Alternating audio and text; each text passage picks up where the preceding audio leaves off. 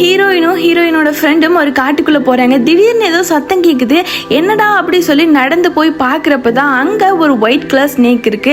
அதை பார்த்ததும் ஹீரோயின் பயந்து போய் ஓடிடுறா. இப்ப அவ ஃப்ரெண்டு அந்த ஸ்னேக்குக்கு அடிபட்டிருக்கு, நம்ம தான் அதை காப்பாற்றணும் அப்படின்னு சொல்லி சொன்னதும் ஹீரோயினும் அதை பயத்தோட போய் கையில தூக்குறா. அதுக்கப்புறம் அவங்க வீட்டுக்கும் தூக்கிட்டு போயிடுறா. அந்த பாம்புக்கு கூண்டில் அடைச்சு வச்சா சுத்தமா பிடிக்கவே மாட்டேங்குது. அதனால அவளோட சோஃபாலேயே வெளியே எடுத்து விட்டுறா. அந்த பாம்பும் அழகா சோஃபா மேலே ஏறி படுத்துக்குது. அதுக்கப்புறம் இரு நான் உனக்கு ஃபுட்டு கொண்டு வரேன் அப்படி சொல்லி ஹீரோயின் போறா. ஃபர்ஸ்ட் கொண்டு முட்டை கொடுக்குறா. அது வேணாம் அப்படி சொல்லி மூஞ்சியை திருப்பிடுது. ஹீரோயின் அந்த சைடு போயிட்டு வரதுக்குள்ள ஹீரோயினுக்காக வச்சிருந்த ஃபுட்டை இது சாப்பிட்டுருது. திடீர்னு அந்த பாம்பு ஒரு பயனா மாதிரி உட்காந்துருக்கு. ஹீரோயினை பார்த்தா மட்டும் அது பாம்பா மாறிடுது.